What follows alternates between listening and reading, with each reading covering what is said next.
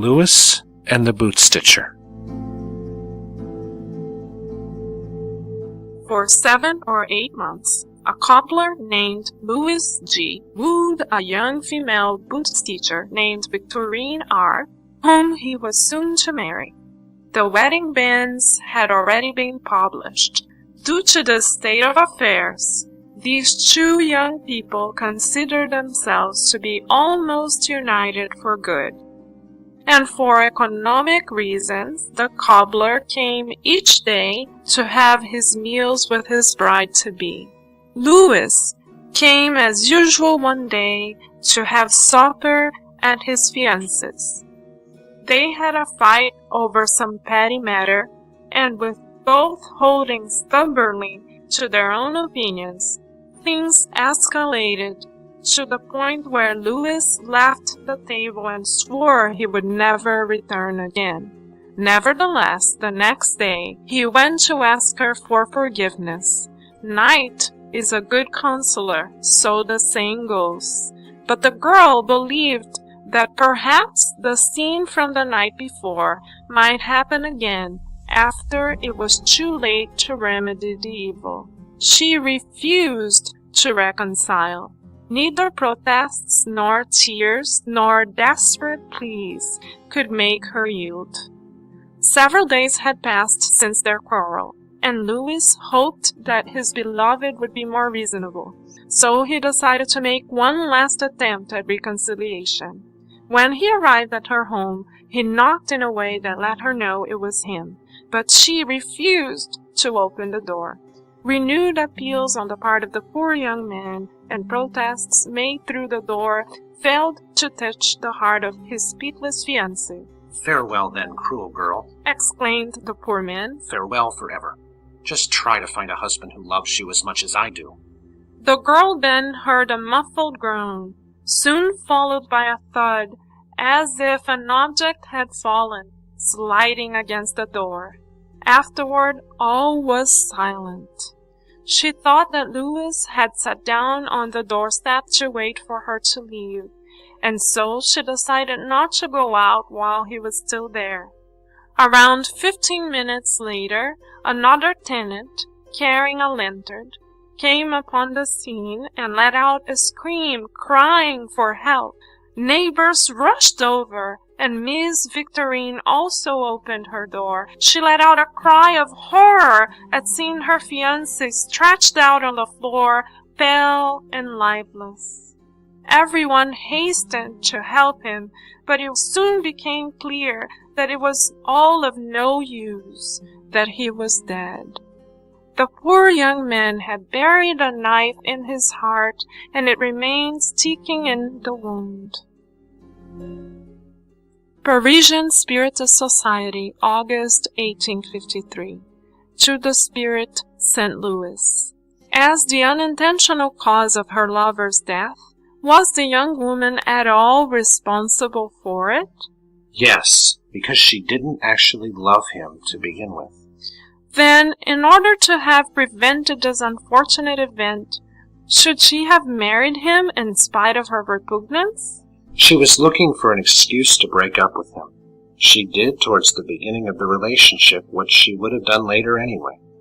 Then in that case, did her responsibility result from her having fed sentiments that she herself did not share, and which eventually resulted in the young man's suicide? Yes, precisely. Her responsibility in this case should then be in the proportion to her wrong, and thus not as great as if she had willingly provoked his death. Obviously.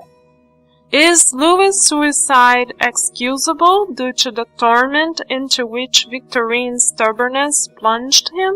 Yes, because a suicide out of love is less criminal in God's eyes than a suicide of someone who wants to be freed from life for cowardly reasons. When evoked later, the spirit of Louis G. was asked the following questions. What do you think about what you did? Victorine was an ingrate, and I was wrong in committing suicide because of her. She wasn't worth it. She didn't love you then? No, at first she thought she did. She had that illusion. However, the scene that I caused opened her eyes, and she was happy at having found a pretext to get rid of me.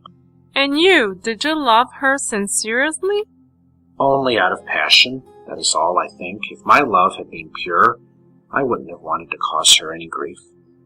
If she knew that you really would kill yourself, would she have persisted in her refusal? I don't know. I don't think so, because she isn't a bad person.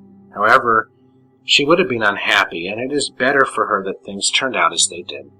When you knocked on her door, did you have the idea to kill yourself in case of rejection? No, I hadn't even thought of it. I didn't think she would still be so obstinate. It was only when I saw her stubbornness that I lost my mind. It seems that you don't regret your suicide, except for the fact that Victorine wasn't worth it. Is that the only feeling you have?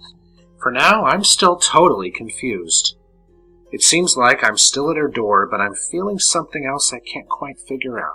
Will you be able to figure it out later? Yes, when my mind clears up. What I did was wrong. I should have left her alone. I was weak, and now I'm suffering the consequences of my weakness. Mind you, passion blinds a man and makes him do stupid things, and he only realizes it when it's too late. When you said you had one regret, what is it? I was wrong to have shortened my life. I shouldn't have done it. I should have endured it instead of ending it before the proper time. And now, afterward, I'm unhappy. I'm suffering, and it's always Victorine who makes me suffer. I still seem to be there at the door. I'm great. Don't talk to me any more about this. I don't want to think about it. It makes me feel really bad. Goodbye. This case, once again, is a further proof of the justice that presides over the distribution of punishment according to the degree of responsibility of the guilty party. Here, the first wrong is perpetrated by the young woman for having nourished in Louis a love she did not share. Thus, she bears the greatest part of the responsibility. As for the young man, he is being punished by the suffering he endures. However, his punishment is lighter because he did nothing more than give in to a thoughtless impulse and a moment of excitement rather than to the cool premeditation of those who commit suicide in order to evade the trials of life.